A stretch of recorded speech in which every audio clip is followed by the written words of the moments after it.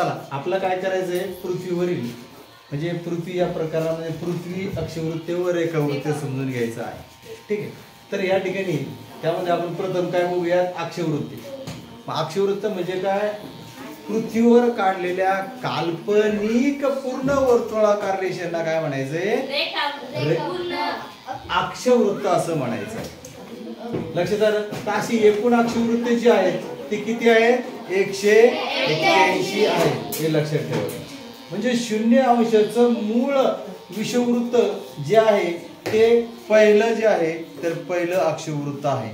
त्याच्यानंतर मग उत्तर गोलार्धामध्ये जे आहे तर उत्तर गोलार्धामध्ये 9 अक्षवृत्त आणि दक्षिण गोलार्धामध्ये 90 अक्षवृत्त मिळून जे होत असतात ते पूर्ण 90 जे आहे 90 180 आणि जे मूळ जे काही अक्षवृत्त आहे हे जे मधलं जे मूळ अक्षवृत्त आहे ते एक